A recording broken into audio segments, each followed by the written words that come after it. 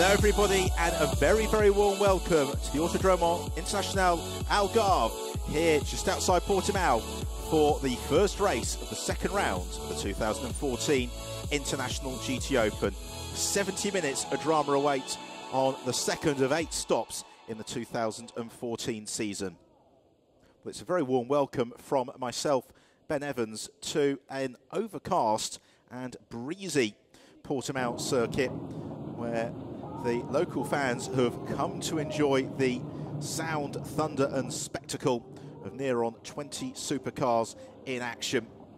Promises to be an absolutely thrilling race. We had 2 cracking encounters to open the season at the Nürburgring, and this Portimao track a favourite of the drivers. And it's a new man on pole position, Isaac Tutumlu, who moves across the Celisac Corvette for this weekend, and he puts the car on pole position immediately. Tutumlu overjoyed with that. Moving up into the Super GT class for this weekend, Roman Mavlanov, the very busy young Russian driver, he and Daniel Zampieri, twice runners-up at the Nürburgring in the SMP Russian Bears Ferrari. Victorious in race 1 of the season was Miguel Ramos in the V8 Racing Corvette that he shares with Nicky Pastrelli, and the Portuguese qualifying 3rd for his home race. This one of his favourite tracks. 4th on the grid is the reigning International GT Open champion Andrea Montermini for the Scuderia Valour course team, and Montermini celebrating a significant birthday in the interval between the Nürburgring and Portimao. So a very happy 50th birthday to Andrea. 5th on the grid is the very experienced and very quick Italian driver Paolo Ruberti, making his seasonal debut in the International GT Open in the AF Course Ferrari he shares with Giorgio Roda.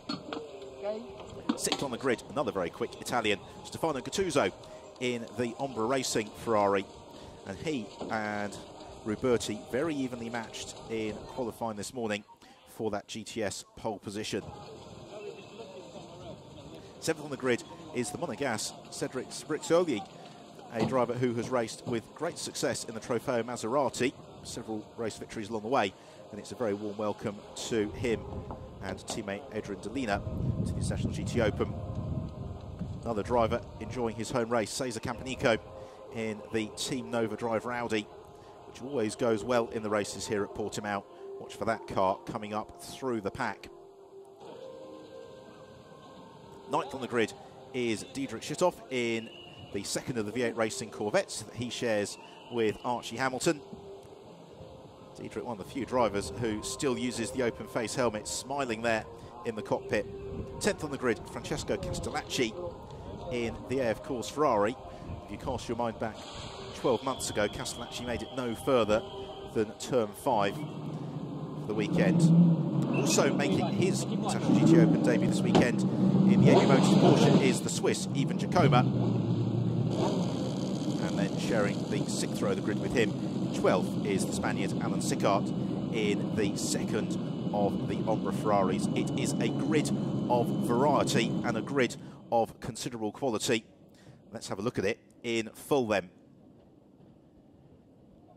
Pole position for Isaac Tutumlu, sharing the front row with Roman Mavlanov. Now that is a front row to conjure with. It's Corvette and Ferrari again on row 2, Miguel Ramos and Andrea Montermini. Row 3, Paolo Ruberti and Stefano Gattuso. And then on row 4, Cedric Sbrizioli alongside Cesar Campanico. Row 5, Diedrich Schitthoff and Francesco Castellacci. Row 6, Ivan Jacoma and Alan Sicart in the 2nd of the Ombra Ferraris. Inside row 7, Joel Kamathius making his Auto Orlando Sport debut in the Porsche this weekend alongside Vacislav Mialev. Row 8, Dylan Dodela and Claudio Stanvich. Row 9, struggling for pace all weekend, Duncan Cameron in the AF Course Ferrari and Mario Plasciuta in the 1st of the Mercedes, and then it's Luis Silva who completes the field 19th on the grid in the Sport and New Mercedes SLS. So if you're new to the International GT Open, to explain what we've got to look forward to over the next 70 minutes or so, it is a race duration of 1 hour and 10 minutes. There is a mandatory pit stop and driver change that comes between 40 and 60% race distance. So that is from 28 minutes into the race until 42 minutes into the race. And the way that performance is balanced out in the International GT Open is that the driver who wins their class in the previous race gets 15 seconds added to their pit stop time, and then the driver who finishes second gets 10 seconds, the driver who finishes third gets 5 seconds. And so, although they all have a minimum pit stop time of 75 seconds, some of them have a pit stop time of a lot longer than that. There are two classes, the Super GT class, which is ostensibly for GT2 cars, but also driver lineups featuring 2 professional drivers, and then the GTS class, which is for GT3 drivers and in the more conventional Pro-Am driver format. It means that essentially we have got 2 battles to look forward to throughout the course of the race. It will be, as ever in the International GT Open, a rolling start as the sun just beginning to peek through, really for the first time this weekend, because free practice yesterday was generally done under the cover of clouds. The rain then moved in last night, washing away some of the rubber from the circuit. As you can see in the background, it is still looking a little bit ominous, but hopefully we'll be able to get the race completed before we get the arrival of any unwanted precipitation. All the cars, as ever, running on the control compound Dunlop tyre. And I think one of the dynamics to watch for in this race is going to be the extent to which the Corvettes use up those tyres as opposed to the Ferraris. The other dynamic to watch for in the race is that during qualifying this morning we were seeing the Super GT cars could only really do one fast lap before the pace went away, whereas the GTS cars were a little bit more consistent on pace lap upon lap. We are running a slightly different track configuration as well this year compared to last season. We're running the tighter configuration at turn 15, 16 combination. That is the section of the circuit they enter now as they form up behind the safety car, Noah's Ark style 2x2, as the pace car will lead them downhill. Then it becomes the responsibility of Isaac Tutumlu to lead the pack away. Talking to Tutumlu this morning, he was just overjoyed to be on pole position. He would love to score his first victory in the International GT Open. Let's see if he can do it, because we're about to go racing here in Portimao. It's the yellow Corvette Tutumlu alongside the blue, red and white Ferrari of Roman Mavlanov as the pace picks up along the start to finish straight, and away we go as they surge on towards turn 1, and it's Tutumlu who takes the immediate advantage from Mavlanov, and then it's Miguel Ramos and Andrea Montermini as they fan out on the brakes into turn 1. Are they all going to make it through cleanly? With a little bit of contact behind, Sprizioli making contact with Campanico. Also rotating around was Vacislav Mialev in the second of the SMP Russian Bears Ferraris, and I believe that was Francesco Castellacci involved in that. Once more, Castellacci's run of bad luck here. The Portimao continues. The rest of the field, though, already arriving into the hairpin at turn 5. Tutumlu from Mavlanov, then Montermini, then Stefano Gattuso, and Miguel Ramos in 5th position. Here's Castellacci, who we lost, unfortunately, in the very early stages. Mialev has recovered, though, and has made it safely through the first sector. Dudrik Chitov coming under pressure from Alan Sicart. I should say we've got 4 Corvettes in this race, 3 of which run in the Super GT class, but all of which run with very different setup combinations. And that is going to be something to enjoy as the race unfolds. There is reigning champion Andrea Montermini, the former Formula 1 racer, former IndyCar racer. 3rd position in the Vallorba course Ferrari. Doing what he can to try and retain his crown. There is Francesco Castellacci. He retires at turn 3. Let's hope he doesn't bring out the safety car. Put the curse of the commentator on him somewhat, because last year he made it to turn 5 before his weekend ended. This weekend he has made it as far as turn 3 in race 1. Let's hope he returns tomorrow for race 2 as they all run out a little bit wide. Out of turn 16, on to complete the first lap of the race. Tutumlu almost a second clear of Mavlanov. Still jostled for position in these early stages. Well, Mavlanov, very busy man this season. He's combining his International GT Open commitments with a campaign for the Zeta Course squad in the Renault 3.5 litre championship. He was in Spa last weekend, Monaco the weekend before that. Portimao, a very different car, a very different type of circuit. And they've got to be very careful here about obeying the track limits as Montermini challenges for second and goes through.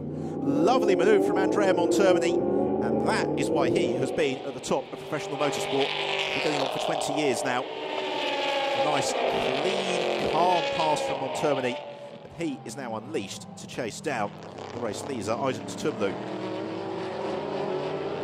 This is a different car for Montermini this year than the one he won in the championship with last year. That was a pure thoroughbred GT2 car. This year Montermini is running a much modified GT3 car.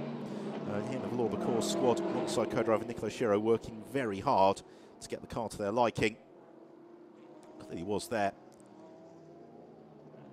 Masses of confidence on the brakes. Svyacheslav Malev recovering up through the field, maybe being a little bit robust in his attempts to get past Luis Silva.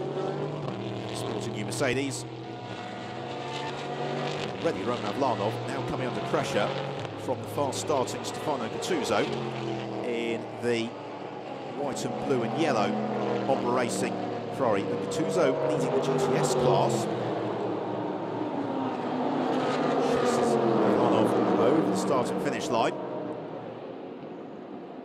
Not quite able to get onto turns with him. And then just behind Gattuso is Miguel Ramos, currently in 5th position in the V8 Racing Corvette, but coming under pressure from the experienced Paolo Ruberti. Ruberti twice second in his class in the Le Mans 24 Hours. Also a star of single-seater racing back in the 1990s in Formula 3000 and the Italian Formula 3 Championship. Currently in 6th and breaking clear of Cesar Campanico in these early stages. There is Campanico in the Nova driver Audi. He has got Dietrich Schitthoff in 8th, right on his tail in the 2nd of the V8 Racing Corvettes.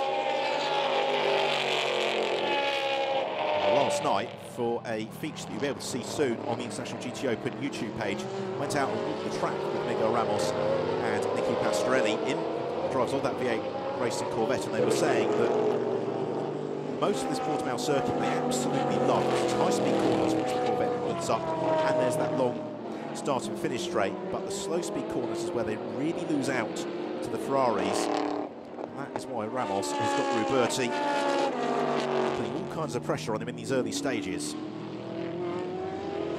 Just over 5 minutes in here, we're about to come to the conclusion of the 3rd lap of the race. It is Isaac Tumlu leading the way. Andrea Montermini almost 2 seconds back now in 2nd place, and then the big jump to the 3rd place car of Roman Avlanov, who's got this queue beginning to form up behind him, down to the bright red scarlet Ferrari of Paolo Ruberti, the first of the AF Course Ferraris. Ruberti this weekend taking the place of Andrea Piccini to partner Giorgio Roda. So negotiate turn 1 without too many dramas on this occasion. This is rapidly becoming, you would suggest, a 6-car train for 3rd position, because Schitthoff is really pushing Cesar Campanico along. As I alluded to earlier on, Campanico always seems to go quicker in the races than he does in qualifying. So as he gets comfortable with the performance of the car, then he may look to challenge a little bit. On the brakes into turn 5, and the television camera doesn't really do justice just how steep that braking zone is. You can see from the pictures out on the track, and also from what you can see from our commentary box, it is getting quite dark here in Portimao. Hopefully that doesn't mean that we're about to see the onset of rain. At the same time, we've had clouds beginning to form over the hills behind this Portimao circuit throughout the course of the day. It's only concern at the moment for Campanico. He has got Dietrich Schitthoff all over his tail. Schitthoff, a former Dutch supercar champion, finished 7th in last year's International GT Open with 3 podiums to his credit, and he and co-driver Archie Hamilton quietly confident, or quietly in the case of Dietrich Schitthoff, less quietly in the case of Archie Hamilton, confident of getting onto the rostrum in today's race. They really feel that they've got a car that works absolutely perfectly for them over the course of the race distance. Miguel Ramos. Sister car in the V8 Racing team in pursuit, Stefano Gattuso. Gattuso in turn, trying to chase down Roman Mavlanov, and you can see Mavlanov just on the brakes and then to turn one. Again, it's a very steep drop. The car just beginning to twitch out from underneath him as that pass occurs. Dietrich Schittoff moves ahead of Cesar Campanico. That promotes the Dutchman Schittoff up into 7th position. It's the Portuguese Campanico to 8th. In 9th is currently Alan Sicart, 10th Dylan Dedela, and the sole retiree we have had thus far is Francesco Castellacci. What has Campanico got in terms of response? Headlights on, trying to move up ahead of Schittoff, and they've got plenty of time to sort themselves out here because the pit window opens in just under 20 minutes time, and therefore they cannot afford to hold position if they believe that they're quicker than the cars in front of them, and they really need to set about trying to overtake them on the track. In particular, this is going to be frustrating, you would suggest, for Miguel Ramos, who in clear air would probably fancy that he is a little bit faster than certainly the Gattuso Ferrari in front of him, if not possibly Roman Mavlanov as well. And it is the SMP Russian Bears Ferrari of Roman Mavlanov who is the cork in the bottle. He's got Stefano Gattuso hassling him, and already Mavlanov driving a little bit with his mirrors. He was very defensive through turn 14, now downhill through 15. Again, he turns in far too early, you would suggest, takes a far larger bite of curb than he needed to. That then chucks him out wide coming out of turn 16. So as they sprint along the 970-metre start and finish straight, Mavlanov comes under pressure from Gattuso. Quite yet for an overtaking manoeuvre. While second Corvette, Dietrich Schittoff trying to join in with this group of cars. The fastest car in that group, by the way, is Miguel Ramos, who's just done his personal best lap of the race. As again, Mavlanov runs out very wide through turn 5, and they've got to be careful because they were read the Riot Act, the driver's briefing last night, about obeying the track limits. As now Gattuso makes the manoeuvre, exactly the same place that Andrea Montermini passed Roman Mavlanov, as they then bang door handles with each other, side by side, through turn 6 into turn 7. Mavlanov moves back ahead of Gattuso. Gattuso, though, not known as a shrinking violet on track, immediately fights his way back past Mavlanov. Miguel Ramos says, that looks like fun, I want to come through too. He is going to be hung out to dry around the outside, turn 9. Better off keeping his foot in, but he will be heartened here by the fact that Mavlanov, despite having pace in that car, just seems to be driving a little bit more raggedly than he needs to at this stage of the race, and they're all queuing up behind. Paolo Ruberti thinking about finding a way past Mavlanov. Dietrich Schittoff has been able to bridge that gap very, very quickly to what's really now the battle for 4th position. Out front, though, it is still Isaac Tumlu who leads the way. Montermini in 2nd. 3rd place then is now Stefano Gattuso, the GTS class leader. Another look at the move. Identical, really, to Andrea Montermini's pass of a couple of laps previously. And then the contact.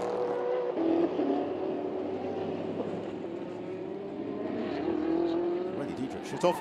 Oh, has he made contact there with Paolo Ruberti, who rotates in turn 1? Let's hope he's not lost the engine as they all come in, and Ruberti is at 90 degrees to the track on a blind entry to turn 1. Let's hope there isn't an incident behind. We didn't quite see the start of it, but we saw that Schittoff was looking to the inside of Ruberti. Schittoff continues. Now, has he got any damage to the front of that Corvette? Possibly. Anyway, he gains the position. Ruberti cannot recover, then that will almost certainly prompt a safety car. I imagine it's already certainly prompted a fairly free and frank exchange of views over the radio from Paolo Ruberti. So now the two V8 Racing Corvettes are running in tandem behind the SMP Russian Bears Ferrari. Here we see, yes, that was a little bit over-optimistic there from Dietrich Schittoff. Paolo Ruberti, he was right in the middle of the corner, and therefore the weight distribution in that AF Course Ferrari was slightest contact was always going to turn him into a spin. That's exactly what happened. Again, there is the possibility that that manoeuvre may have caught the eye of race direction, who really had two key themes in the driver's briefing last night. Firstly, obey the track limits. Secondly, respect each other on track. So there is the damage to the front of Dietrich Schüttoff's car. I suspect that's more cosmetic rather than anything else. So here is our race leader, Isaac Tumlu, who was one of the stars of the International GT Open last year at the wheel of the Auto Orlando Sport Porsche. It was one of those seasons where, but for the bad luck, he'd had no luck whatsoever, and therefore the results didn't really reflect Isaac's true pace. He's now in a car where he feels genuinely comfortable and genuinely confident of winning. Leading the way out front, he'll be handing over to the race 2 winner from Nürburgring, Maxime Soule. That is a very potent combination. The only cloud on the horizon for them is that they will have to spend an extra 20 seconds in the pits as a result of their Nürburgring triumphs, and therefore Soule will have to do a little bit of chasing down in the second half of the race. Pico Ramos flashing his headlights at Roman Mavlanov, saying, come on, move aside, I want to get through. I suspect that because the pair of them are racing in the Super GT class, they are racing the fourth in the race overall. Mavlanov is far from inclined to move aside to allow Ramos through. It's a little bit cleaner for Mavlanov through turns 10 and 11. The world just then falls away from the drivers as they come out to turn 11. As soon as they're heading downhill, they've got to set up for turn 12. The uphill climb is turn 13. Downhill then into this hairpin at turn 14. And Mavlanov runs wide. This is potentially the opportunity for Miguel Ramos. He's not going to... He might try it into turn 15. You know, oh, that's brilliant for Ramos. He goes side by side with Mavlanov. Mavlanov, though, accelerates around the outside. Very brave stuff from the pair of them. Mavlanov then runs out so wide, he almost ends up in the Atlantic Ocean as the pair of them sprint along the start and finish straight. Dietrich Schüttoff also looking to join in as well. On the brakes into turn 1. And Ramos to the inside. Partly an offensive manoeuvre, partly a defensive one. Forces Mavlanov into that slightly awkward angle of attack through turn 1. Can't then force the error into turn 2. Is looking to squeeze through and does just that at turn 4. Opportunistic stuff from Schüttoff on his V8 Racing teammate Miguel Ramos. Ramos doesn't retaliate into turn 5. So the V8 Racing squad taking the same approach to team orders as the Mercedes Formula 1 team. And here we see how that chain of events all started. Ramos had the run potentially into turn 15. To just back out of the throttle as Mavlanov came across to claim the apex.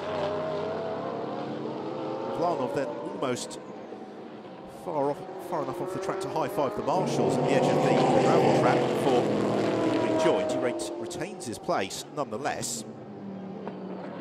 It's now Dietrich Schüttoff who is chasing down, and this is brilliant stuff from Schüttoff thus far. He really is in the mood today. And it comes down to what I was saying on the formation lap as well about the different setups for these cars. And the car of Dietrich Schüttoff and Archie Hamilton has been set up to work as well as it possibly can through some of the slow and mid-speed corners, whereas the other Corvettes are perhaps more balanced to outright straight-line speed. And that means in race conditions in traffic, Schüttoff really able to take advantage, and he may well need to do that because we just had a notification coming up on our timing screen that that incident with Paolo Ruberti is, to the surprise of no one, coming under investigation from race control.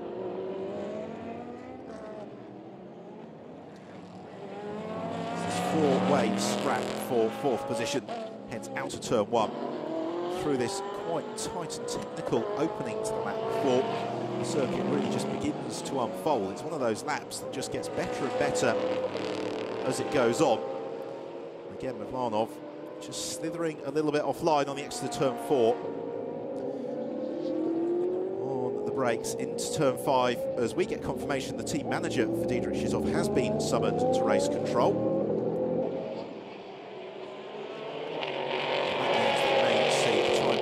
drive-through penalty being put in behalf of Diedrich Schittoff. For now, though, he's one of his strongest performances in the International GT Open to date. Really enjoying hassling Vlanov. Vlanov again, just a little bit untidy through turns 10 and 11. Maybe it's just the way that he and Daniel Zampieri have gone on the setup of that SMP Russian Bears Ferrari, but the car just seems a bit nervous. It doesn't really seem grounded as Schittoff darts through. You can see Vlanov just doesn't have the confidence, mainly in the slower corners, to get that car really turned in at a tight angle. So up into fourth, goes Schittoff, down to fifth, Roman Vlanov, and he is now in a Corvette sandwich because it's Miguel Ramos who is next in tow, as we also have word from race control. This has been declared a wet race. Have a look at that move, absolutely brilliant stuff. Schittoff jinking ahead of the Ferrari. So we're almost 20 minutes in here in Portimao. If you've just joined us, it is Isaac Tumlu who leads the way. Second place is Andrea Montermini. In third, leading the GTS class, Stefano Gattuso. In fourth, after that move we just enjoyed, is Diedrich Schittoff. Fifth is Roman Vlanov. Sixth is Miguel Ramos. In seventh and second in the GTS class is Cesar Campanico. And eighth, third of the GTS runners, is Alan Sickart, with ninth place Dylan Dodela and Ivan Jacoma currently completing the top 10 in the AB Motors Porsche. So we're only 8 minutes or so away from the opening of the pit window, and that's really the point at which the race is potentially going to be turned on its head. As I say, Campanico, he will be passing over the keys of the Audi R8 to the quick Indian driver Tijia Patel. For Miguel Ramos, it is Nicky Pastorelli who will be taking over from him, and Roman Vlanov. In the car we watch now, it is the ultra-fast Italian Daniel Zampieri. That is a battle to potentially relish in the second half of the race. Pastorelli and Zampieri going wheel to wheel. Ramos right up underneath the rear spoiler of the Ferrari, looking every which way to try and catch Vlanov by surprise. Failing, Ramos can get through, he'll pull clear very quickly. You can see just what an advantage Diedrich Schittoff has pulled out in the course of a lap and a third. Well, that Ferrari from Roman Vlanov looks very, very nervous. I suspect they have gone for a very stiff setup, almost single-seater style in the way that car is handling and twitching around underneath him. Here is our race leader then, Isaac Tumlu. Tumlu 4 seconds clear of Montermini in second. There is Andrea Montermini, but don't forget that when the pit stops work themselves through, Tumlu spends an extra 20 seconds in the pits, Montermini spends an extra 5 seconds in the pits. That is very good news for the Lauber Course team, because Montermini is a good 5 seconds clear of the third place car of Stefano Gattuso. He is 10 seconds clear of Diedrich Schittoff, 12 seconds clear of Miguel Ramos. So that is going to give Ramos' co-driver, Nicky Pastorelli, I wouldn't say a mountain to climb, but certainly not going to be a stroll in the park for Pastorelli to challenge for race victory. Still Ramos bottled up behind Roman Vlanov. Vlanov then slips through turn 9, climbs up uphill and then immediately back downhill again. It's the highest point on the circuit. It's Paolo Ruberti recovering up the order. That was Joel Prometheus. He just squeezed past to elevate into 12th position.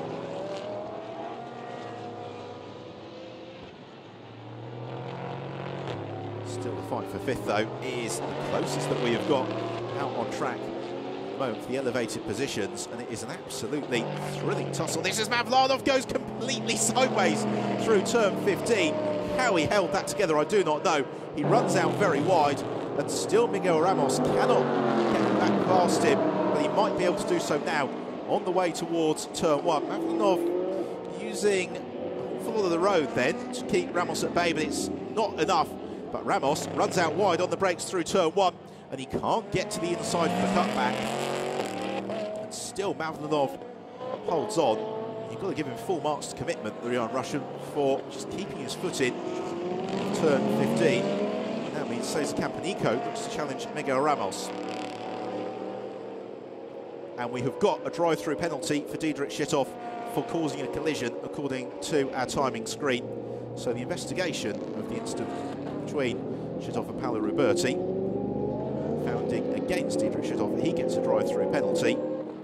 And here is Mavlanov's moment.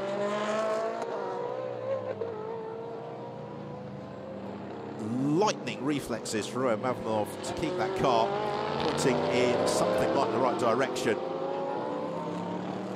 As Ramos tried to squeeze through, he then got a little bit ragged, immediately under pressure from Cesar Campanico.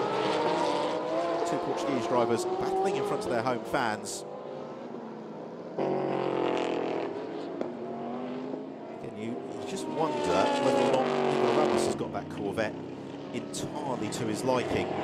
He and Pastrelli were at the track until late last night. Like so many of these drivers, looking at the telemetry, and was talking to Miguel Ramos, he was saying that he really enjoys the technical side of the sport, going through the telemetry, looking where he can find that extra tenth of a second or a couple of hundredths here or there. He really enjoys the element of going motor racing, and particularly here the Portimao circuit, which he's saying is just such a challenge for the drivers because it's so busy a lap. You just have this almost kilometre-long start and finish straight, but thereafter you are always either turning or setting up for a turn. Through the opening sequence, Miguel Ramos closing in once more on Stella Roman Mavlanov. As the pair of them do battle, they have already lost some 3 seconds to Diederik Schittoff. As we move back up the pack, this is Stefano Gattuso, leading the GTS class, third overall, and you would suggest giving co-pilot Mario Cordoni an opportunity possibly to bring that car home at the head of the GTS pack. Gattuso, who is a former Italian 3000 champion, former runner-up in the GTS class in the International GT Open.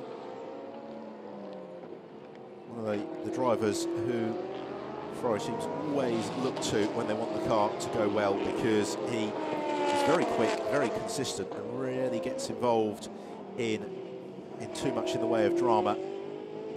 In terms of the GTS class, he leads it at the moment by 10 seconds over Cesar Campanico. Campanico in turn has got 5 seconds over the sister Ombra Ferrari of Alan Sicard. So downhill through towards the completion of the 14th lap of the race. Gattuso powers on his way. We're only 2¼ minutes now away from the opening of the pit stop window. Second position then, it is the Vallorba course Ferrari of Andrea Montermini. Montermini, who had such a dominant season last year, the second time he claimed the crown in the International GT Open in his 2008 triumph. Driver who made it to the very, very top of motor racing in terms of competing in Formula One. Also racing Indy cars as well before building a career as really one of the world's very finest GT racers. Miguel Ramos now must be thoroughly sick of the sight of Roman Mavlanov. It has become the battle for 5th position. The reason for that is that Diederik Schittoff has served his drive-through penalty, which has plummeted him all the way down to 13th position. So Diederik Schittoff, when he hands over to Archie Hamilton, is going to give Archie quite a task to get that car up onto the rostrum. It's beyond the realms of possibility. Hops over the curb, trying to just pressurise the error from Roman Mavlanov in a slow corner where Ramos can dart through, because for all of the liveliness of the Ferrari through some of the quicker sections, generally it would take a fairly catastrophic error from Mavlanov for Ramos to be able to squeeze through at that part of the track. Sometimes you can see that Ferrari is oversteering on the way into corners and then is snapping away from him on the exit on a couple of occasions. has happened through turn 12. It means that Ramos is right underneath the rear wing of the Ferrari again as the pair of them accelerate towards the end of this 15th lap of the race. Mavlanov using the curb, so does Ramos. Both of them pretty much as they were, but again Mavlanov runs out a little bit wide. There is Maxime Soulé, Isaac Tumlu's co-driver, who evidently isn't looking as if he is going to be taking over from Tumlu anytime soon. It's Mavlanov and Ramos still continuing this battle. We've got a black and white flag for Roman Mavlanov. I suspect that's probably track limit, so therefore if he gets another warning, that car will be slapped with a penalty. You can see that the driver change is on now, so they can dart into the pits any point that they want to in the next 14 minutes. This really is the point at which the race gets turned on its head, and the first man in is Vlastislav Malev. He hands over to Jose Perez Icar, the former Seat Leon Spain champion. And Icar earned Malev, who had super performance in race 1 at Nürburgring, finishing 5th overall, right at the top of the GTS class as well. The sister car, though, for the S&P Russian Bear squad, spent a lot of time watching Roman Mavlanov, and his team manager has been summoned to race control now. Sorry to report. Also in, we have got Antonio Coimbra, who will take over the silver, sporting new Mercedes. Ducking in as well is Claudio Slavich to hand over to Michele Rugolo. Rugolo a good 40 minutes to try and get that car up onto the podium, because the Nürburgring, in the hands of Federico Leo. Leo was able to bring the car up the order sufficiently to give Stanwich his first ever class podium in the International GT Open. Now this is significant. Into the pits comes Miguel Ramos. The former F3000 champion, former kart racer Nicky Pastorelli waits to take over from Ramos. It momentarily releases Roman Mavlanov. A little bit of clear air. 60 kilometres the pit lane speed limit. 75 seconds the pit stop handicap time. Noise before the car comes to a halt. Pastorelli has the door open to help Ramos out. Also in is Joel Comathius, that is Matteo Beretta. We'll take over from him. Beretta, who alongside Auto Orlando Sport came very close to claiming the GTS crown back in 2012. So Ramos shuts the door. Pastorelli strapped in, a bit of fuel to top up the V8 Racing Corvette. You see from Miguel Ramos' body language that that first phase of the race didn't really go according to plan. Stefano Gattuso, our GTS leader, you'd suspect is probably going to stay out until the back end of this pit window. And if you have just joined us, the driver change is open until there is 28 minutes remaining in this race. So they've got 11 minutes or so with which to make their pit stops. And that is working out as something like 5 or 6 laps that Gattuso can still run before having to make that pit stop to hand over to Mario Cordoni. So race leader Isaac Tumlu has actually got Andrea Montermini just beginning to close in on his tail now. Montermini, as is ever the case, just tightening the screws a little bit. He was 0.7 of a second faster than Tumlu last time around. He brings the gap down to 3.7 seconds. Tumlu accelerates to turn 4. He's just going to be mindful Montermini's on his way. Meanwhile, into the pits comes Roman Mavlanov. Daniel Zampieri, the 2012 GTS champion, will take over from him. Zampieri jumps into the cockpit. Also in is Diederik Schittoff. And that will be Archie Hamilton then who will take over. Schittoff pitting from 10th position. The sister car of Dylan Dodela and Dennis Rotera also into the pits. It's Dennis Rotera who will be taking over in the Corvette you can see on the very left hand of your screen. It's Archie Hamilton who jumps into the Corvette on the right hand of your screen. And Hamilton has barely been home, or barely will be home in the month of June. He was at the Le Mans test day last weekend. He then came out here to Portimao. Alongside Matt Griffin, he will be flying straight back to Le Mans tomorrow evening, where he'll be competing the 24 hours next weekend. And that's on to Jerez for the weekend after, the next round of the International GT Open. So at what point will Isaac Tumlu pass over to Maxime Soule? Well, it's not going to be at the end of this 18th lap of the race. Maxime Soule absolutely overjoyed with the pace that Tumlu has immediately shown at the wheel of the Salasac Racing Team Corvette. And now Tumlu and Termini, though, the gap is beginning to come down. It's just 2.8 seconds between Montermini and Tumlu. There is Nicolo Schiro, Andrea Montermini's driving partner in the Valorba Course Ferrari, the 2012 Euro Formula Open champion. Montermini, I suspect, will be disinclined to jump into the pits while he's catching Tumlu. But it's been a good first section of the lap for Isaac Tumlu. He has widened the gap by a tenth of a second or thereabouts. Means that Montermini is in range. Don't forget, Montermini's pit stop, by the time the handicaps have all been worked through, is going to be 15 seconds shorter than that of Isaac Tumlu. That is going to give Nicolo Schiro, I suspect, every opportunity to score the first victory of the season for the Valorba Course Ferrari team. Downhill into turn 12, Montermini in pursuit of Isaac Tumlu, and Montermini 4 tenths faster than Tumlu through that sector. As this is a nice battle out on track now between Matteo Beretta in the white and Orlando Sport Porsche, who had got Nicky Pastorelli all over his tail, and Jose Icart as well. That is for 12th position. Three of those cars have made their trip into the pits as well.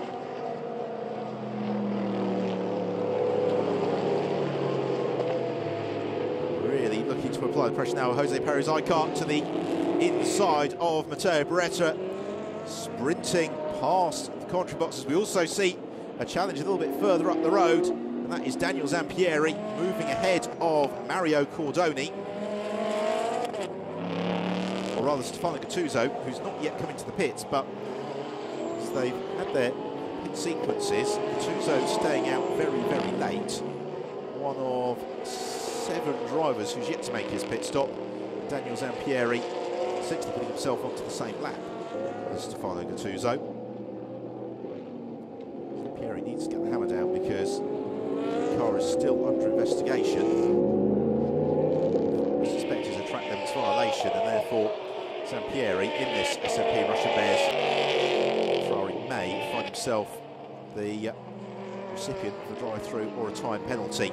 But this is the real battle to watch for, because Daniel Zampieri has got Nicky Pastorelli closing in on his tail, and that is the real gap to watch for, the Zampieri-Pastorelli gap. It was 2.1 seconds at the start of the lap. It doesn't look to be all that dissimilar midway through the lap either.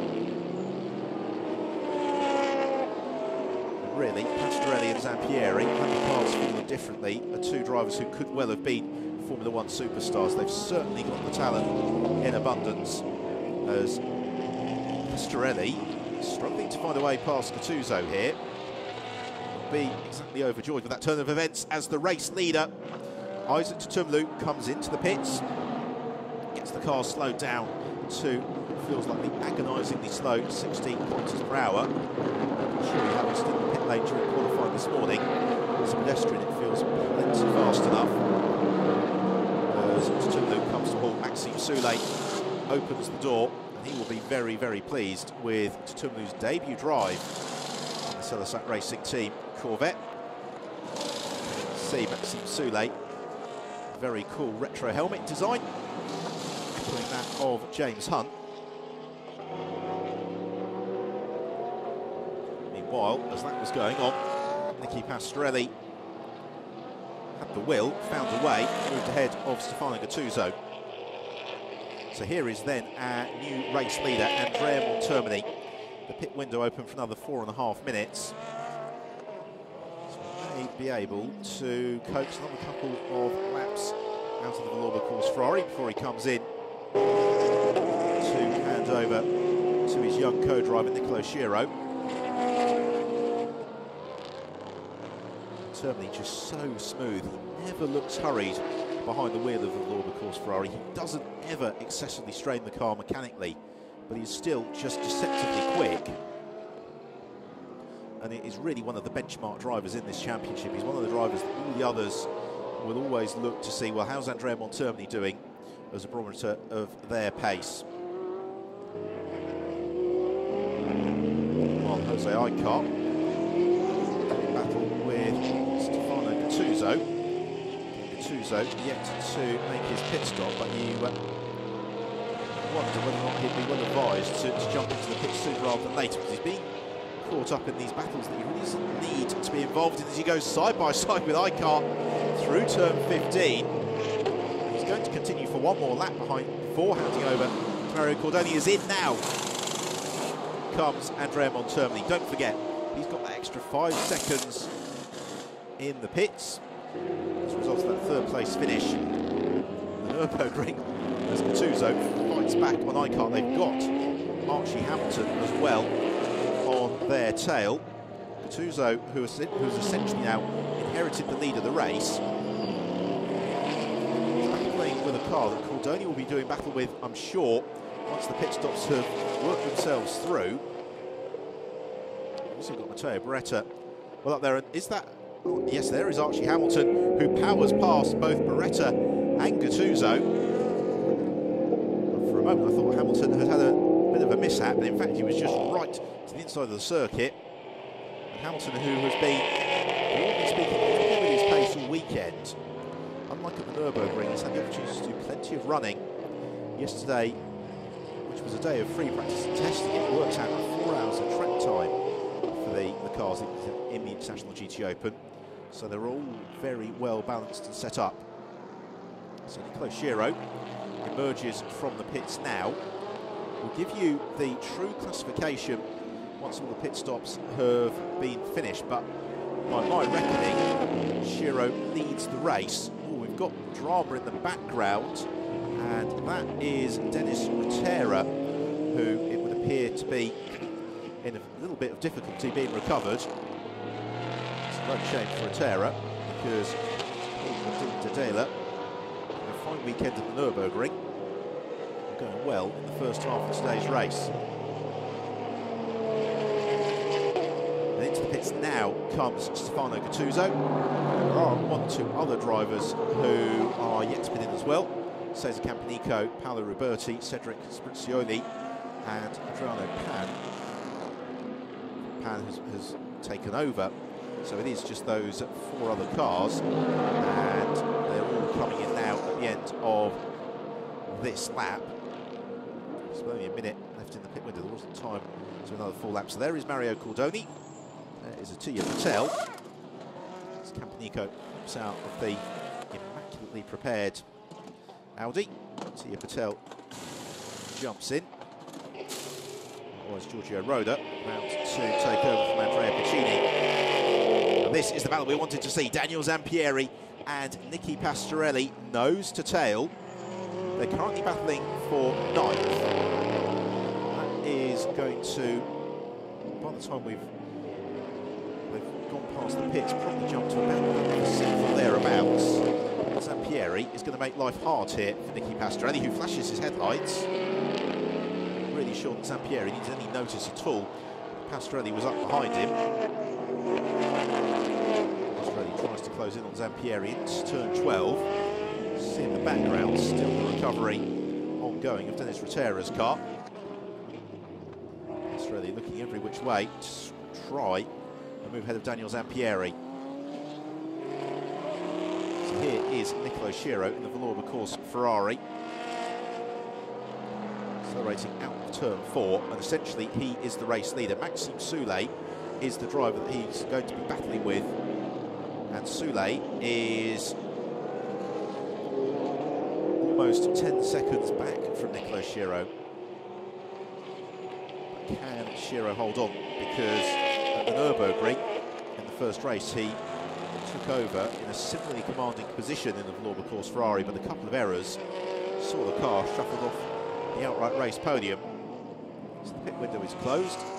Everybody who has made their pit stop within that window, so it's going to be at the end of this lap we'll be able to give you the post-pit stop order and then begin to think about which gaps could potentially be closed down between now and the end of the race.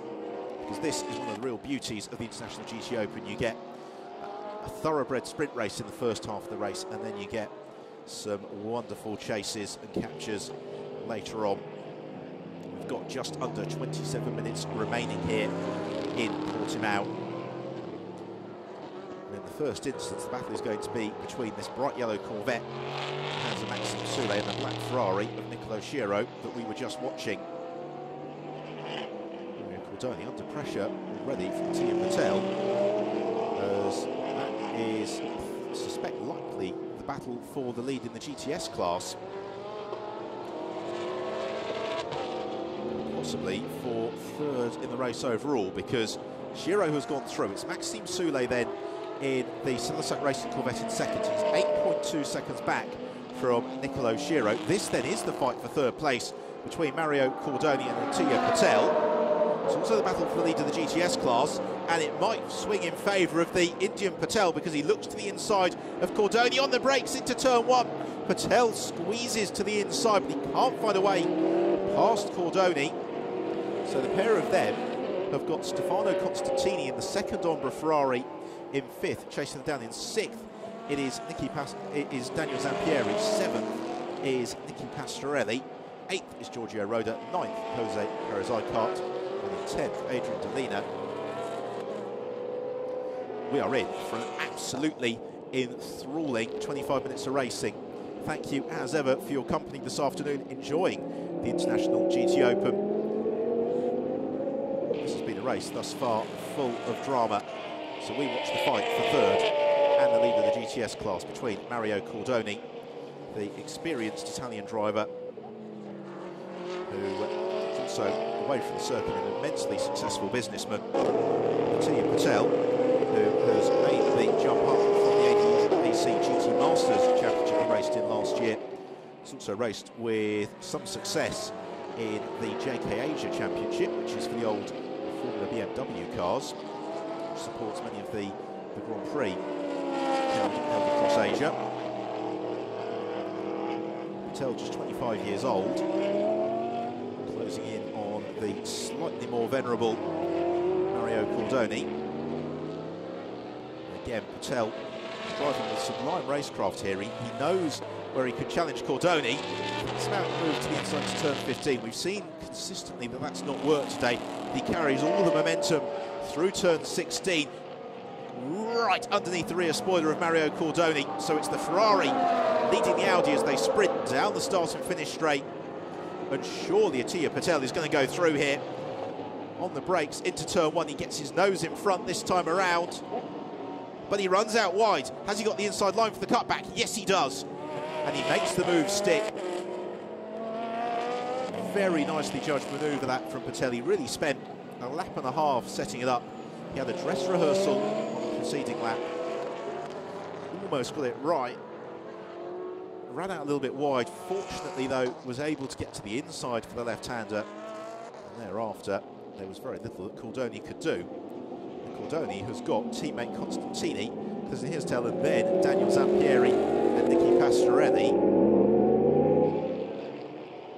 So there's possibly as well just a little bit of drizzle beginning to fall on the backstretch of the circuit. You can see windscreen wipers going on Stefano Constantini's car as Cordoni runs out wide. Constantini should go through here. He does, up into second place in the GTS class, fourth overall. Then we've got Daniel Zampieri. He's in the Super GT car, so he's racing Cordoni for position in the race overall class position, and he has still got Nicky Pastorelli in behind him. Cordoni, not unsurprisingly, making it a lot harder for Zampieri than he did for teammate Constantini.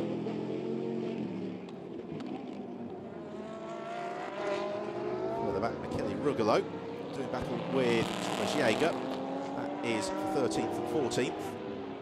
Zampieri now able to dart through past Cordoni. Pastorelli tries to follow through into a rapidly closing gap into turn 16. The pair of them side by side, and Pastorelli gains the place. So now Pastorelli and Zampieri running 5th and 6th. They can see the battle for 3rd and 4th up ahead of them. This is going to be a thoroughly entertaining conclusion to the race, because out front, Nicolo Schiro, our race leader, is only now 4 seconds clear of Maxime Soulé. The fight for 3rd, 4th, 5th and 6th is pretty much one train of cars. I suspect Zampieri and Pastorelli will be to terms with Patel and Constantini fairly quickly. Constantini looks to the inside of Attila Patel and goes through, takes the lead of the GTS class, 3rd in the race overall. Nicely judged manoeuvre once more into turn 5. Not really much that Patel could do in terms of defending from the Italian. Immediately has to start consulting his mirrors as Zampieri and Pastorelli begin to loom very large in them.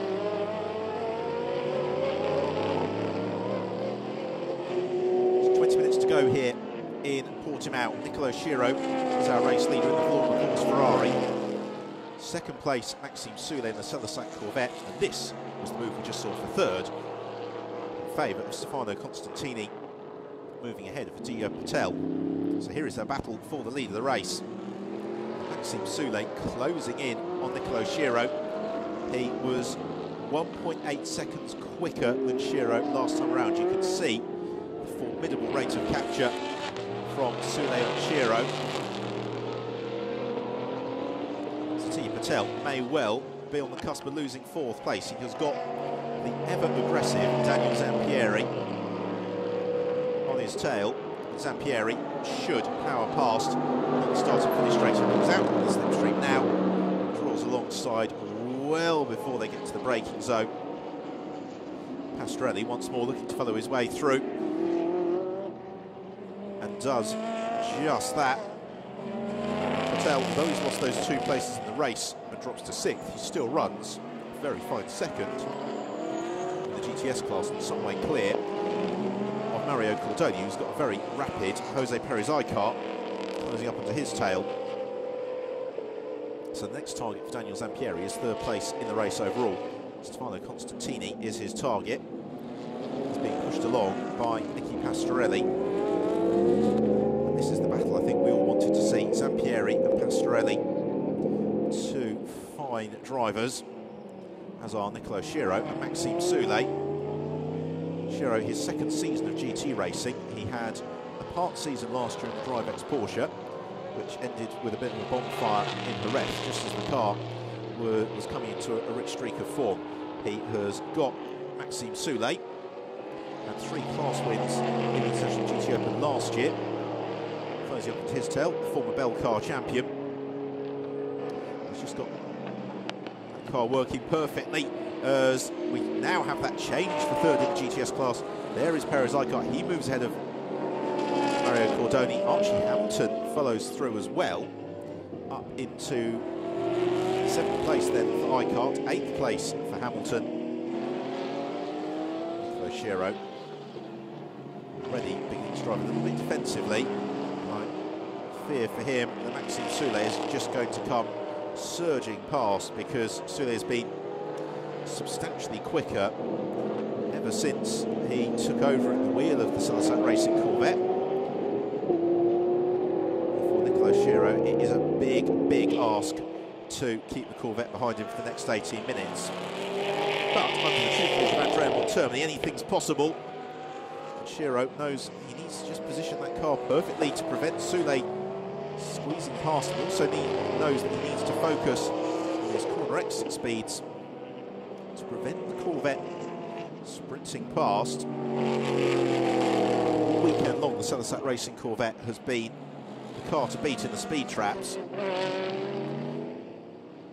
Isaac Tumlu would really quite like this move to happen sooner rather than later, because as the laps tick by, So when you start worrying, they put a lap on Adriano Pan. So no drama there. Doesn't play either of them. And provided Soule gets turns 15 and 16 right, there is no reason to think that Andrea Montermini will not scout a little bit more, because Giro is holding on to this lead by his fingernails at the moment. So they complete the 28th lap of the race. Sprint down the start and finish straight. Soule flashing his headlights at Nicolo Giro, but he doesn't go through along the start and finish straight. He doesn't challenge into turn 1.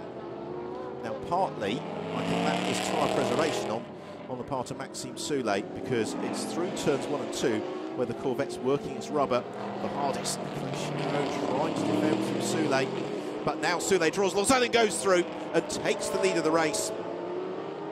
Slithers out wide through turn 4, but there was a degree of inevitability about all of that, as we immediately move to the battle for third place, because Stefano Constantini has been caught by Zampieri and Pastorelli, the pair of them flying in formation. Don't forget, of course, Constantini is running in a GTS class car, so much as he would like to finish on the overall race rostrum, he'll also have an eye towards the GTS class victory and the GTS class championship point situation as well, and therefore Constantini doesn't necessarily want to risk an unnecessary retirement. 16 minutes to go. Zampieri, to a degree, can bide his time. To a degree, he'd like to get this move done sooner rather than later, because he's still got Pastorelli on his tail. Here's another look then at the move for the lead of the race. Really very little that Giro could do about that. A round of applause from Isaac Tutumlu.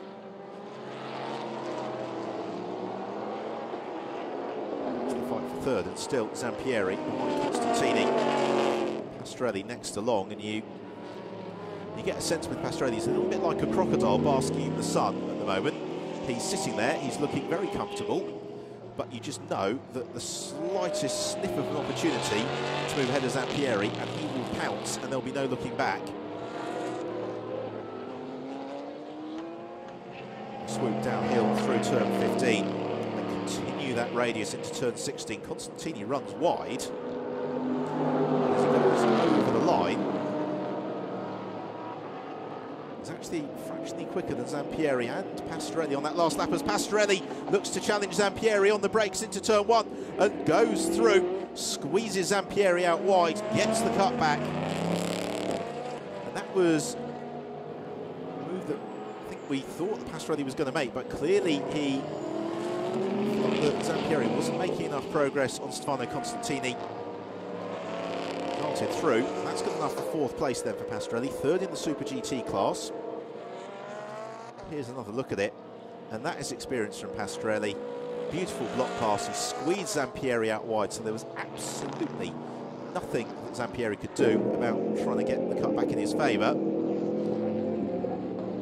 While Archie Hamilton moves ahead of Jose Perez Icart. That is the change for 7th position. Tia Patel has been demoted by the pair of them. So that demotes Patel to 3rd in the GTS class. It promotes Icart to 2nd in class.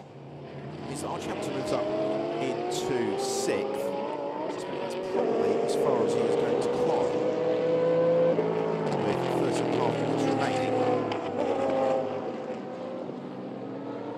There's a Tia Patel. It's Giorgio Roda who is the next car along in the GTS class, by the way. He's about 5 seconds back. Another look at that manoeuvre for Archie Hamilton. It's been really the standard pass we've seen all day to the inside into turn 5. Here is our race leader, Maxime Soule. He's 3.1 seconds clear of Nicolo Giro. And even with that time penalty, he is set fair, you would suggest, for his 2nd win in a row in the International GT Open. He was victorious in the slightly shorter Sunday race at the Nürburgring. Arguably would have won the first race of the weekend, but for teammate Nick Katzberg being tipped into a spin quite early in proceedings, which put Katzberg at the very back of the field. They recovered to finish in third. Pittsburgh and Soule then victorious in race 2 at the ring. Was certainly joining the team for Portimao this weekend, but the result, as things stand, looking as if it is going to be dissimilar. Seems to be the pace of Soule and Shearer. They're a good 30 seconds clear of the rest of the field.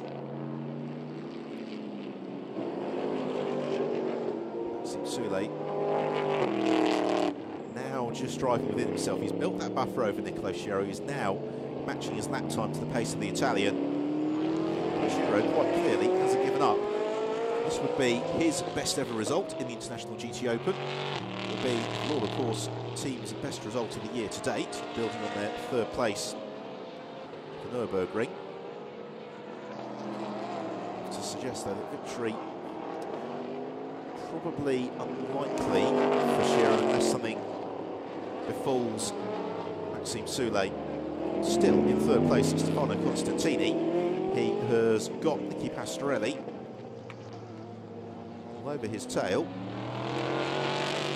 Constantini, who came up through the SEAT Championships before making the switch into GT racing, a little bit ragged through turn 15. Struggling with the turn in now. That could give the opening to Nicky Pastorelli, maybe to challenge into turn 1. A pair of them have dropped Daniel Zampieri. You can see Zampieri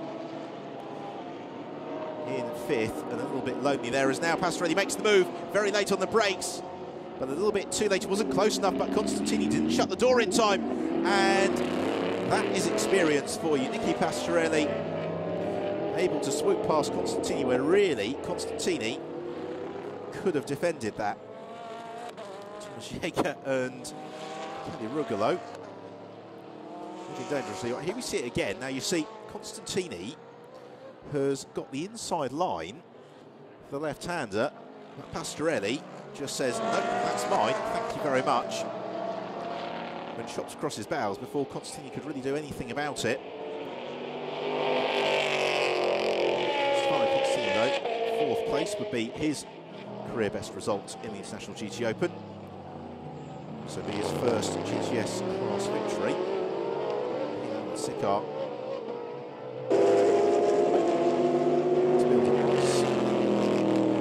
foundation for the championship as well.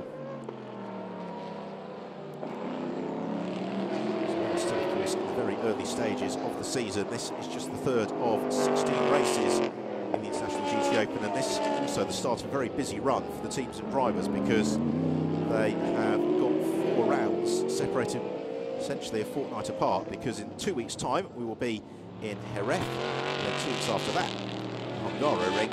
2 weeks after that on the Silverstone Grand Prix circuit.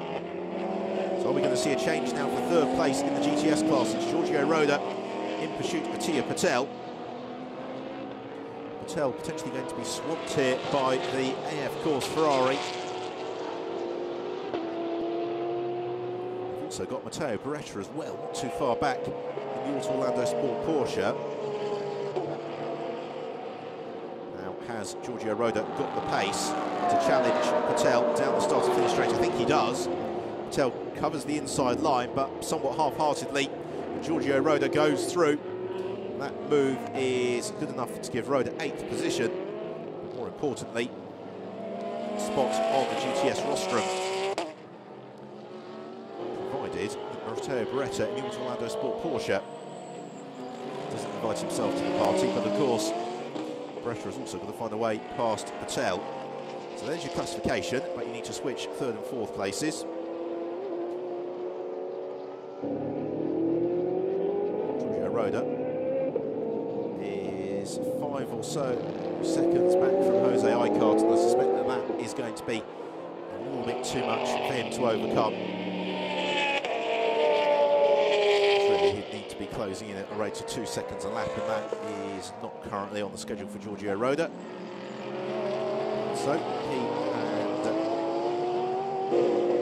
Paolo Roberti, particularly after that spin in the other stage of the race, will be pretty happy with the way that the race has unfolded, although they would maybe think they could have had a chance to have been at least 1 step higher on the GTS class rostrum. car leading GTS is Stefano Constantini. He has got Daniel Zampieri chasing him down. They are busy doing battle for 4th and 5th in the race overall. One of the beauties of multi-mark GT racing is that you could exploit the performance differentials of the different marks of car all the way around the circuit. One of the downsides of that is that when you are up behind an ostensibly similar machine, it can be very tricky to overtake, and that is the challenge that Daniel Zampieri has got. He's not really going to be able to power past the Ombra racing Ferrari. At the same time, he also knows exactly where on the circuit the Ferrari 458 handles best. But then so does Stefano Constantini. That means that the pair of them continue to circulate line astern. They're allowing Nicky Pastorelli just to ease clear up the road ahead of them. Pastorelli some 2¼ seconds now ahead of Constantini in a fairly solid 3rd place. To give Pastorelli his 2nd podium finish of the season. Said Zampieri is really winding up the pace through the corners. What he needs to do though is just focus on getting nice smooth exits, building making sure that he carries more momentum out of the corners. That gives him the opportunity to really challenge Constantini. Meanwhile, Mattia Patel potentially going to lose 4th place now in the GTS class. He has got Matteo Beretta in pursuit. Orlando Sport Porsche. The team is working hard to get that car sorted this weekend, as Nürburgring car just felt it was a little bit unstable.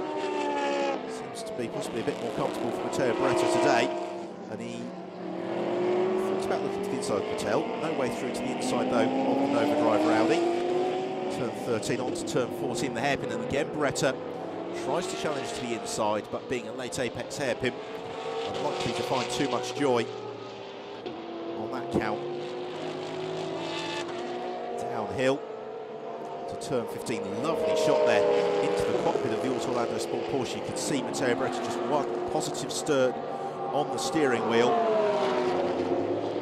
And that's the key, is driving smoothly. Even when you're in the middle of traffic, it's all very, very busy. If you drive smoothly, you drive at pace, then you're doing 90% of the job exactly as you should be. Matteo Beretta finding some reasonably stout resistance now from Mattia Patel, who is defending in all the right places. He's making it difficult here for the Porsche man. They're busy fighting as well over 9th and 10th in the race. At the moment, still Patel, who holds on to that position. That would be their best finish of the season. They're still where they are. The same for Matteo Beretta. To the final 5 minutes. Maxime Soulé still leads the way. He is 7.5 seconds clear of Nicolo Sciarra. Nicky Pastorelli in 3rd is some 19.3 seconds back from that. So we still have though these battles out on track, particularly between Constantini and Zampieri, and then this fight between Patel and Beretta. When Matteo Beretta over the course of the last lap seems to have suddenly dropped off a little bit. Mattia Patel. I just wonder whether or not, after 66 minutes of racing, whether or not those Dunlop tyres on the Orlando Sport Porsche have begun to run out of puff, because the Porsche is notoriously hard on its tyres. Well, Stublu certainly cool, calm and collected on the pit wall. Time to text those of you who are into Twitter as well. He's also a prolific tweeter and probably well worth following his exploits. There's co-pilot Maxime Soulé. It's just a couple of laps from home now. Got 3 minutes 20 seconds left on the clock. He's lapping in the 1 minute 48 bracket, so we're going to have time for 2 more laps at the end of this one, which will make it a 38 lap race here in Portimao. Unfortunately, a race that we have had without the interruption of a safety car. The Somerset Racing Corvette team, they're now committed for the whole season. I was talking to Maxime Soulé yesterday, and he was saying that the championship is the aim. That's what we want to do. And well, he is perfectly poised at this early stage of the season to do just that. He swoops downhill once more towards the completion of lap 36. There are going to be 2 more laps to go here in Portimao. As charging is Archie Hamilton, and Hamilton was saying that he really thought that the car had got a lot of pace in it. And that is proving to be the case. He's rapidly closing in on the Constantini and Zampieri battle. Zampieri still bottled up behind Stefano Constantini, so it's about to become a 3-way scrap for 4th place. So they swoop through. Stefano Constantini 1 minute 50.3, Zampieri 1 minute 50.2, and Archie Hamilton 1 minute 49.9. Zampieri really lets his emotions flow from the car. He's a wonderfully expressive driver to watch on track. Always the car seems to be poised, it's spectacular. It's also normally stunningly quick, but for whatever reason today, Ferrari, both for Zampieri and Mavlanov, appears to have been a bit of a handful. I suspect they'll be working late into the night to make some setup changes, because although the car has been quite quick in terms of single lap pace, it looks like it's poised on a knife edge, and has done really since the very start of the race. And for driver, that is both physically and mentally exhausting, because it's quite hard just to get into a rhythm if you're not 100% confident in what the car's doing underneath you. So Zampieri, the way he's closing up on Stefano Constantini, is fairly confident here of his chances of maybe leaping through into 4th place between now and the checkered flag, which is just a lap and a quarter away for Constantini and Zampieri.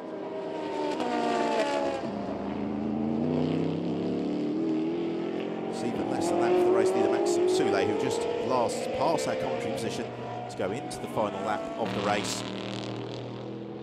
So where can Zampieri make this challenge on Stefano Constantini? Here is our race leader Maxime Soulet. It has been a very nicely judged race, this, from the Selasat Racing Corvette squad, because Termelu led out front in the early stages, didn't overwork the car. Soulet took over with ground to make up on Nicolo Schiro. He did just that. And now Isaac Termelu can really begin to try and enjoy this. It's still, though, nerve-wracking. You just want the car to come through at the end of the lap. You listen for every gear change, every beat of the engine. The car has run metronomically all weekend. The team have been quietly confident. Whenever you speak to them, they're all smiles. They don't want to overplay their hand. At the same time, the team have just been going about their work in a controlled, diligent fashion, which suggests they know that they have got a very, very competitive package here in Portimao. And so it has proved to be in the first race of the weekend. Is going to be a first ever victory for Isaac Termelu International GT Open. It's going to be the 2nd win, as well he might, because Soulet has made the very difficult seem very simple this afternoon. Those Corvettes are not easy cars to drive. They are incredibly quick in the straight line. They are hard work in the corners. Soulet Termelu have mastered it.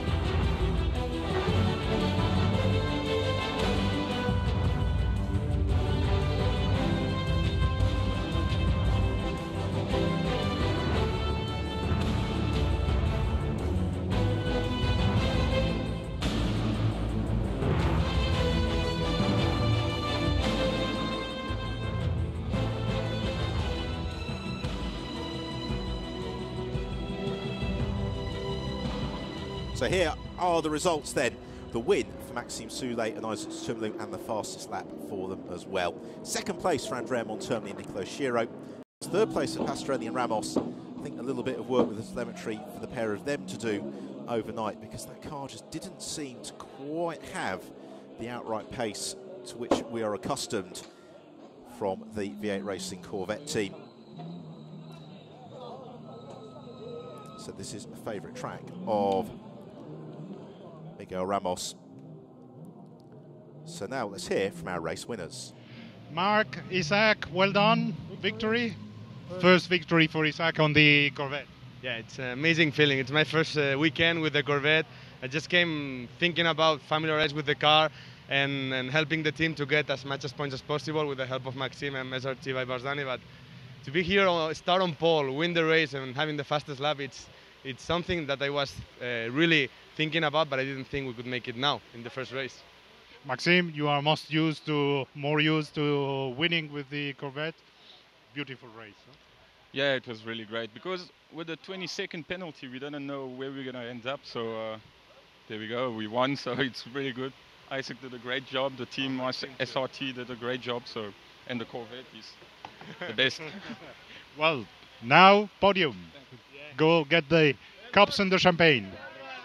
So as they ready themselves for the champagne, let's see how Tutumlu and Soule achieved the gentleman's set of pole position, fastest lap and the race win. Well, off the line, it was Tutumlu who led away from Roman Mavlanov with Ramos and Montermini in the mix through turn 1.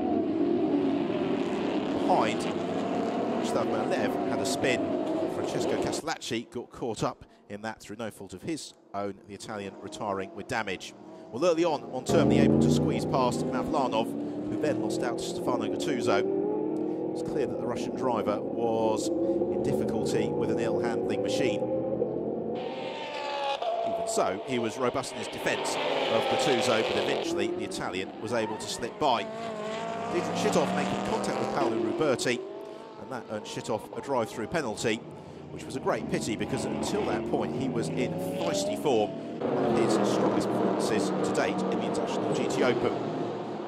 Mid-race pit stop time, and Tutumlu came in early to hand over to Maxime Soule. But as we were hearing from Soule, they had that additional 20-second pit stop handicap, which left them with lots to do after the pit stops. As ever though, Pastorelli, Ramos in early. Pastorelli, when he came out, was on a charge, picking his way through some of the GTS class runners, headed by Stefano Constantini. Despite a spirited defence from Nicolo Schiro, Soule was able to surge through to take a lead he would never relinquish. Zampieri and Pastorelli had a super scrap for fourth, which went in favour of Pastorelli after that move at turn 1. That quite quickly became third Pastorelli when he moved past Stefano Constantini. Celebration though for Maxime Soule, and Isaac Tutumlu victorious in Portimao. So onto the rostrum then. Third place, Ramos and Pastorelli. Second, Montermini and Schiro. And our winners, Maxime Soule and Isaac Tutumlu for Celisat Racing.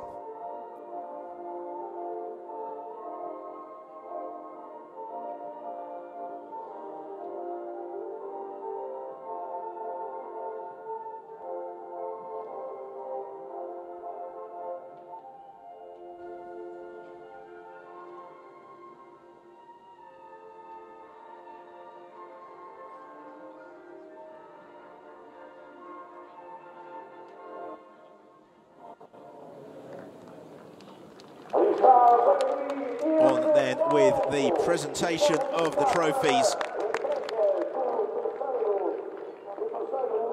On the rostrum here at Portimao, Maxime Soule urging the team manager for Celisat Racing onto the rostrum. But first of all, the third place trophy for Nicky Pastorelli and Miguel Ramos. And the pair of them still solidly racking up the championship points. The same for Andrea Montermini and Nicolo Schiro. The Lorber Course Ferrari getting ever better. But what will be concerning them is the need for a step change in performance in order to overhaul the Celisat Racing Corvette of Isaac Tutumlu and Maxime Soule. Our Gentleman Trophy winner is Vashislav Malev once more, as he finished in 7th in the race overall.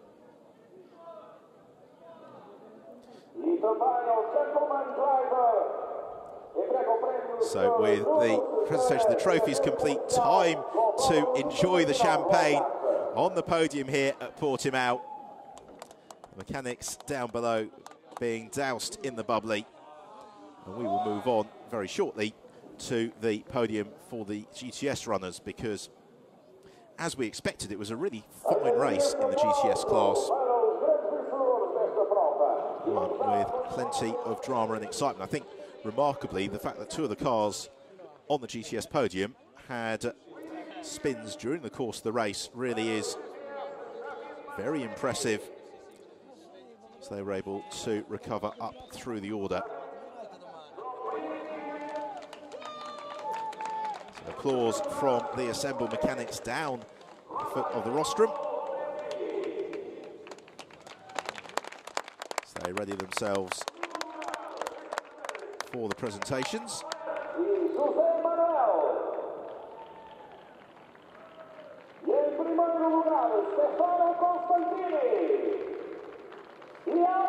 So in third place, Giorgio Roda and Paolo Ruberti. Second place, Václav Malev and Jose Perez Arcot.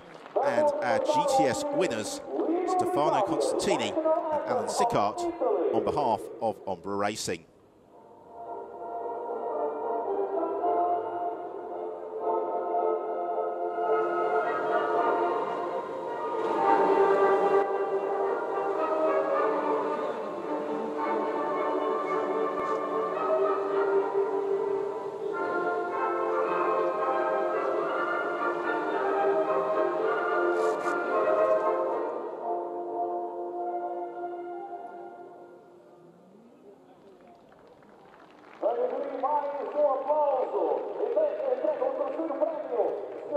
So the Italian national anthem for Ombra Racing. First of all, though, the trophies to be presented to Giorgio Roda and Paolo Ruberti. It's a super drive from the pair of them in the air, of course, at Ferrari. 11 Icar, SMP Russian Bears Ferrari, rapidly becoming, you would suspect, the championship favourites in the GTS class. And then Constantini and Sickart celebrating victory here in Portimao. Well, the job is only half done, of course, for this weekend, because from 10:50 tomorrow morning, do join us with all the action from the second race of the weekend. Until then, from myself, Ben Evans, thank you for your company. We look forward to you joining us tomorrow and the rest of the season.